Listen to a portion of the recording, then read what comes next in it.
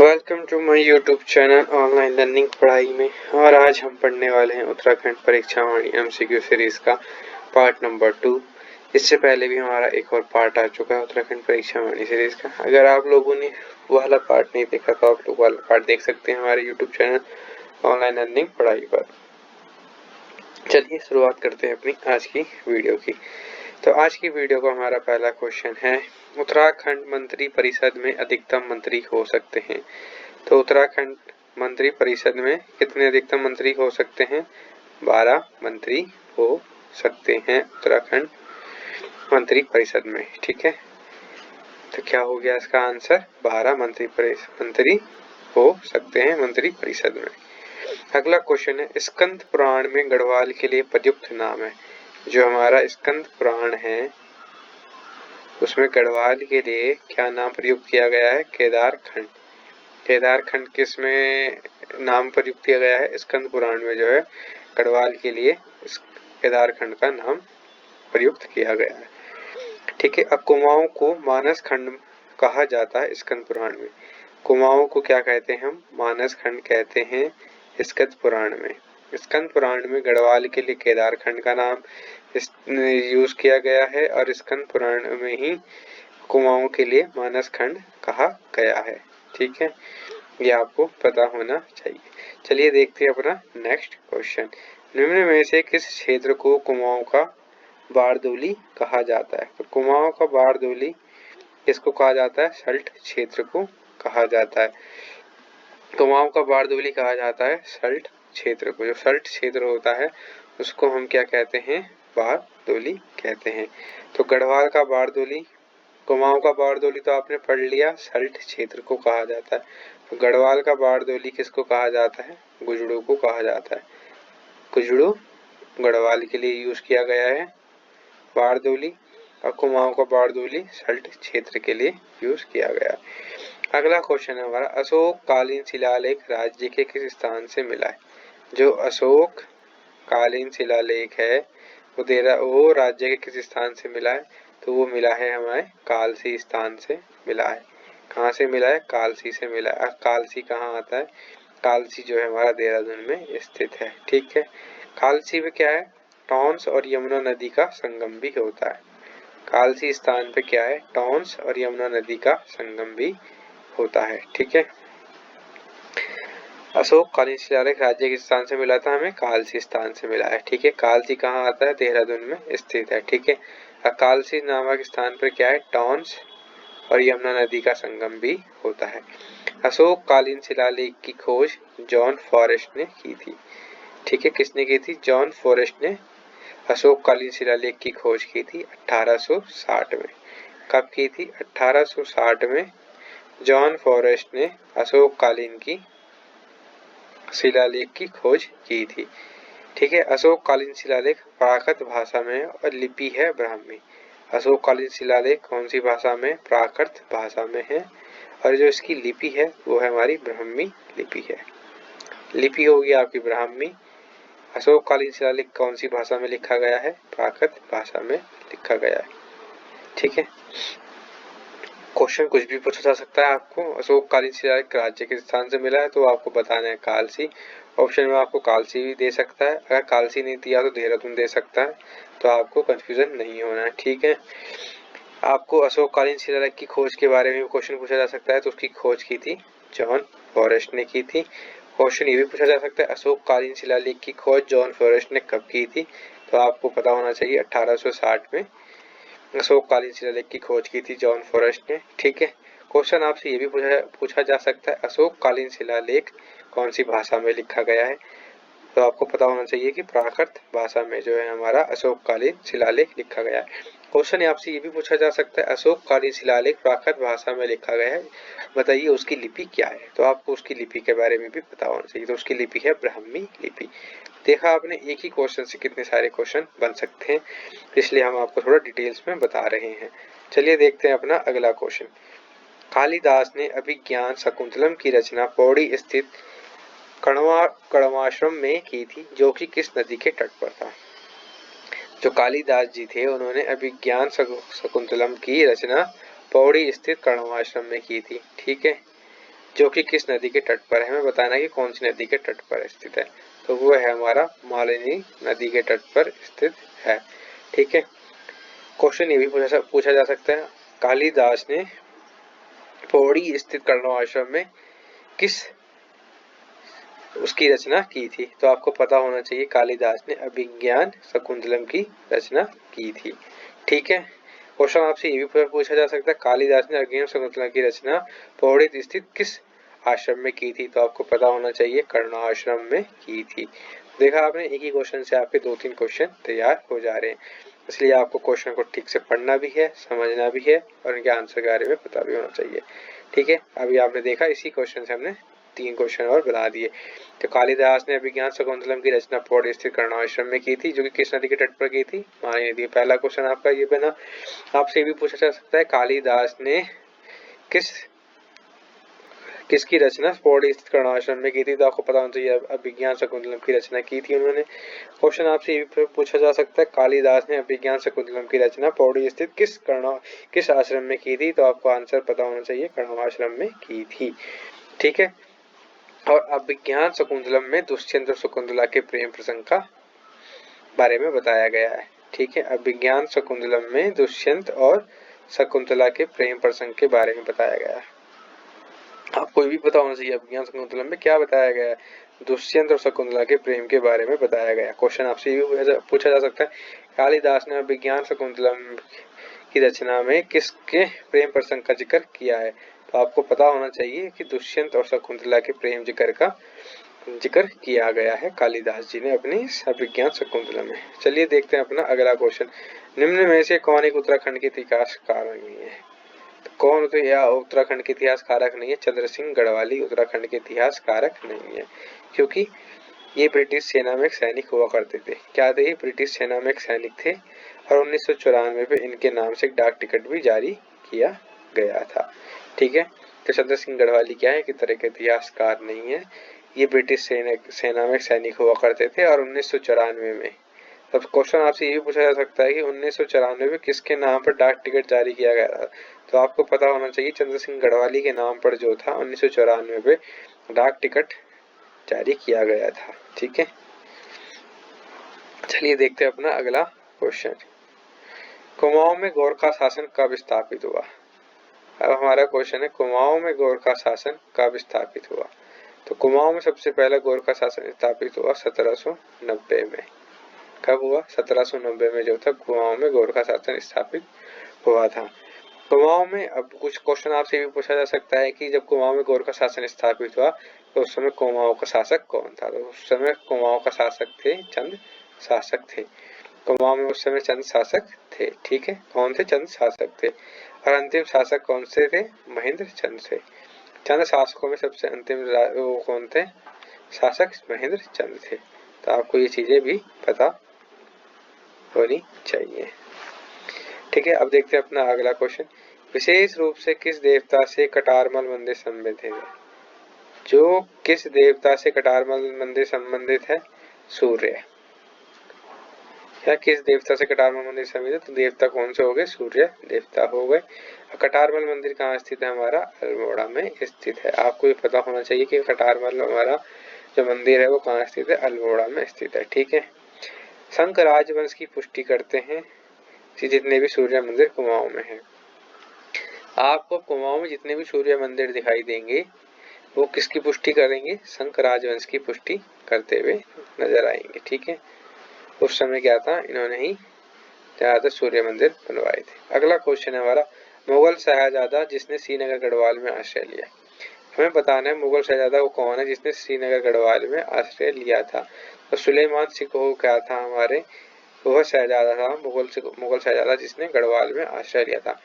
और उस समय पृथ्वीपति शाह का शासन था। उस समय ये किस टाइम की बात है, जब पृथ्वीपति शाह का शासन हुआ करता था टिहरी गढ़वाल में। ठीक है, तो तब क्या थे, मुगल शहजादा सुलेमान सिकोह ने उस समय गढ़वाल में आश्रय लिया था। अगला क्वेश्चन, टिहरी गढ़वाल में ढांढक आंदोलन संबोधित है। ढांढक आंदोलन किससे संबंधित है, हमारा मजदूरों से संबंधित है। ढांढक आंदोलन हमारा संबंधित है मजदूरों से। अगला क्वेश्चन है टिहरी में डोला पाल की आंदोलन संबंधित है। डोला पाल की आंदोलन किससे संबंधित है? शिल्पकारों से। तो ये आपको पता होना चाहिए कि कौन सा आंदोलन किससे संबंधित है। ढांढक आंदोलन था हमारा मजदूरों से, डोला पाल की आंदोलन संबंधित था हमारा शिल्पकारों से। अगला क्वेश्चन है हमारा कुमाऊं का प्रथम कमिश्नर कौन था? तो प्रथम कमिश्नर कौन था हमारा? ई गार्डनर। कुमाऊं के प्रथम कमिश्नर कौन थे? हमारे ई गार्डनर थे। और उसके बाद जो सेकंड कमिश्नर बना कुमाऊं का वो बना हमारा GW ट्रेल। GW ट्रेल जो थे हमारे सेकंड कमिश्नर बने। क्या बने? हमारे सेकंड कमिश्नर बने। अगला क्वेश्चन है हमारा चांदपुर गढ़ का राज्य स्थित है। चांदपुर गढ़ का राज्य स्थित है वो है हमारा चमोली में स्थित है। अगला क्वेश्चन हमारा उत्तराखंड के प्रसिद्ध ऐतिहासिक स्थल गोविशाण की पहचान की गई? तो काशीपुर में की गई थी। जो उत्तराखंड के प्रसिद्ध ऐतिहासिक स्थल है गोविशाण, उसकी पहचान की गई। कहाँ की गई? उत्तराखंड के काशीपुर में की गई थी। अगला क्वेश्चन है प्रसिद्ध गुफा शैल चित्र स्थल लाखू ओडियोर स्थित है। तो लाखू ओडियोर स्थित है हमारा अल्मोड़ा में। ये कहाँ स्थित है? हमारा अल्मोड़ा में।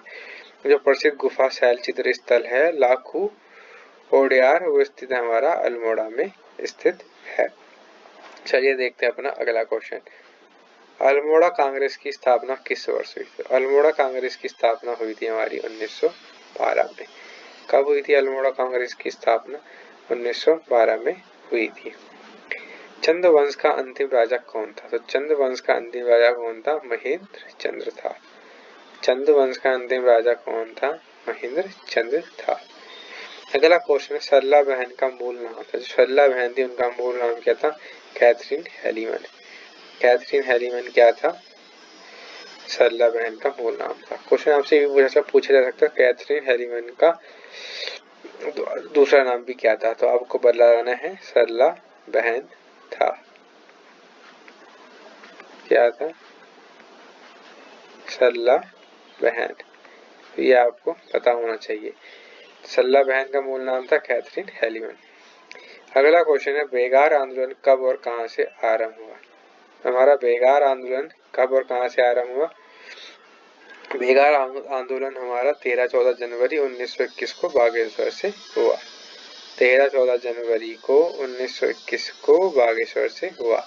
ठीक है। और ये क्या है? सरयू नदी के तट पर स्थित है। क्या है? बागेश्वर जो है सरयू नदी के तट पर स्थित है।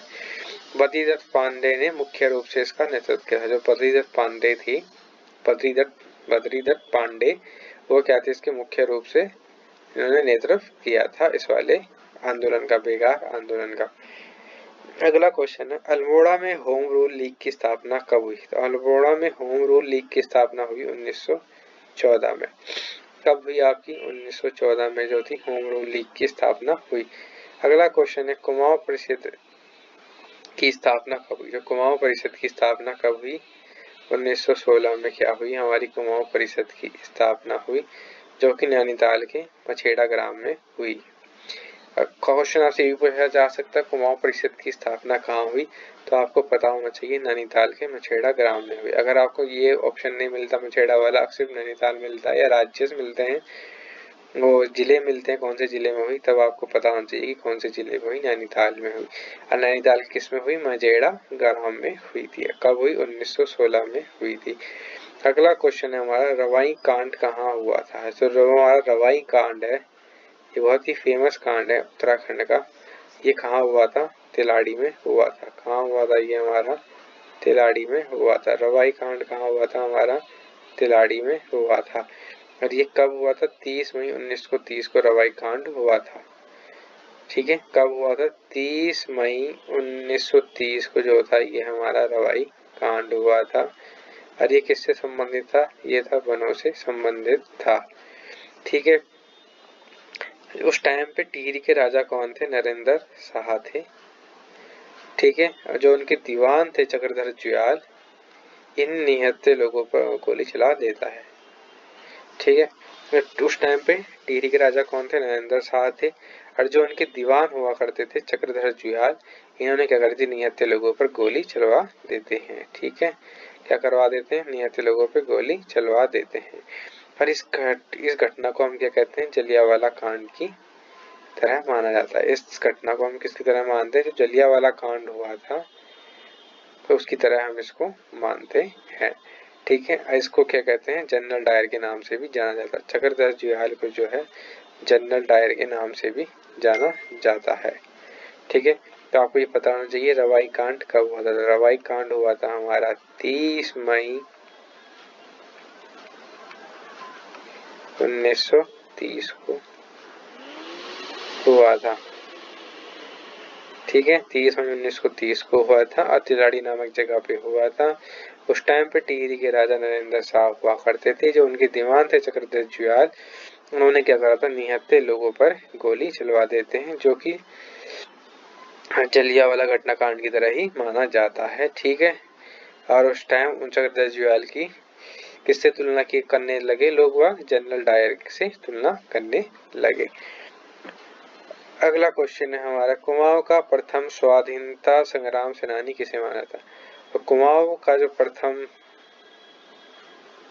स्वाधीनता संग्राम सेनानी माना जाता है वो माना जाता है कालू मेहरा को। तो कालू मेहरा को क्या माना जाता है, कुमाऊं का प्रथम स्वतंत्रता संग्राम सेनानी माना जाता है।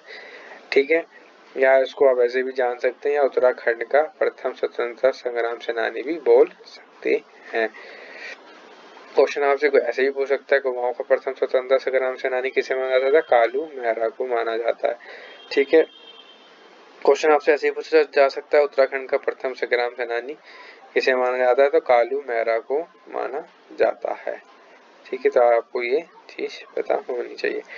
अगला क्वेश्चन, शक्ति समाचार पत्र का प्रकाशन कब आरंभ हुआ। तो शक्ति समाचार पत्र था, उसका प्रकाशन कब आरंभ हुआ, 15 सितंबर 1918 को उसका आरंभ हुआ। और इसको शुरू किसने किया था, बद्रीदत्त पांडे ने किया था इसका प्रकाशन। जो बद्रीदत्त पांडे थे उन्होंने क्या करा, इसका शुरुआत करी। बद्रीदत्त पांडे क्या थे इसके, इन्होंने इसका प्रकाशन किया था शक्ति समाचार पत्र का 1918 15 सितंबर को। अगला है, गांधी जी ने कुमाऊं की यात्रा सर्वप्रथम की। जो गांधी जी थे उन्होंने कुमाऊं की यात्रा सर्वप्रथम कब की थी, जून 1929 में की थी। अगला क्वेश्चन है, उत्तराखंड में डोला पालकी आंदोलन के प्रवक्ता कौन थे। अब जो एक और आंदोलन हुआ था डोला पालकी आंदोलन, उसके प्रवक्ता कौन थे, उसके प्रवक्ता थे हमारे जयानंद भारती। जयानंद भारती क्या थे, डोला पालकी आंदोलन के मुख्य संचालक थे। अगला क्वेश्चन है, विष्णु देवी कौन थी। विष्णु देवी कौन थी, विष्णु देवी एक स्वतंत्रता सेनानी थी। विष्णु देवी क्या थी, एक स्वतंत्रता सेनानी थी। वो मूल रूप से कहाँ की थी, बागेश्वर की थी। कहाँ की थी वो, बागेश्वर की थी। स्वतंत्रता संग्राम के समय ये जेल जाने वाली पहली उत्तराखंड महिला थी। जब स्वतंत्रता संग्राम हुआ था उस समय ये जेल जाने वाली पहली उत्तराखंड महिला भी थी। तो विष्णु देवी कौन थी, स्वतंत्रता सेनानी थी, जो कि बागेश्वर की रहने वाली थी। और ये क्या थी, उस समय की जेल जाने वाली पहली उत्तराखंड महिला भी थी। ठीक है, अगला क्वेश्चन है, किसने महात्मा गांधी जी की दांडी यात्रा में भाग लिया।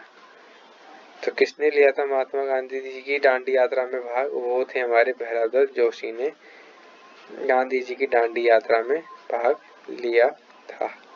दांडी यात्रा में भाग लेने वाले कौन थे, भैरवदत्त जोशी जी थे। अगला क्वेश्चन है हमारा, गढ़केसी नाम से प्रसिद्ध स्वतंत्रता सेनानी थे। तो गढ़केसी के नाम से स्वतंत्रता सेनानी थे हमारे अनुसुईया प्रसाद बहुगुणा। अनुसुईया प्रसाद बहुगुणा क्या थे, हमारे स्वतंत्रता सेनानी थे। ठीक है, कुमाऊं केसरी बद्रीदत्त पांडे। ठीक है, आपको बता देते हैं गढ़केसी के नाम से फेमस थे अनुसुईया प्रसाद बहुगुणा, जिनको हम प्रसिद्ध स्वतंत्रता सेनानी थे। अब बद्रीदत्त पांडे को जो है कुमाऊं केसरी के नाम से भी जाना जाता है। तो बद्रीदत्त पांडे को हम किसके नाम से भी जानते हैं, कुमाऊं केसरी के नाम से भी जानते हैं। किस नाम से जानते हैं, कुमाऊं केसरी के नाम से भी जानते हैं। टिहरी राज्य की स्थिति को उत्तर प्रदेश में सम्मिलित हुआ। जो हमारा टिहरी राज्य था उस समय वो उत्तर प्रदेश में सम्मिलित हुआ। मतलब कब सम्मिलित हुआ था, 1 अगस्त 49 को वो क्या था, सम्मिलित हुआ था। 1949 में क्या था, टिहरी राज्य उत्तर प्रदेश में मिला दिया गया था। ठीक है, अगला और लास्ट क्वेश्चन है आज की वीडियो का हमारा उत्तराखंड परीक्षा वाणी एमसीक्यू सीरीज का। जनवरी 1921 में निम्न में से किस स्थान पर सरयू नदी तट पर कुली बेगार ना देने की शपथ ली गई थी? कुली बेगार ना देने की शपथ कहाँ ली गई थी? बागेश्वर में ली गई थी। कहाँ ली गई थी? आपके बागेश्वर में ली गई थी। जनवरी 1921 में क्या हुआ था? कुली बेगार ना देने की शपथ ली गई थी। बेगार मतलब टैक्स, बेगार एक तरह से क्या है यहाँ पे, टैक्स। ठीक है, टैक्स ना देने की शपथ कब ली गई थी? 1921 में ली गई थी कुली बेगार। और कब, कौन सी जगह पे ली गई थी? ये आपकी बागेश्वर में ली गई थी, जो कि सरयू नदी तट पर ली गई थी। कहाँ पर ली गई थी? सरयू नदी तट पर ली गई थी। तो ये थे आज के हमारे कुछ इंपॉर्टेंट क्वेश्चन उत्तराखंड परीक्षा वाणी एमसीक्यू सीरीज के। अगर आपको हमारी वीडियो अच्छी लगे तो लाइक करें, शेयर करें एंड सब्सक्राइब करें और बने रहें हमारे यूट्यूब चैनल ऑनलाइन लर्निंग पढ़ाई पर।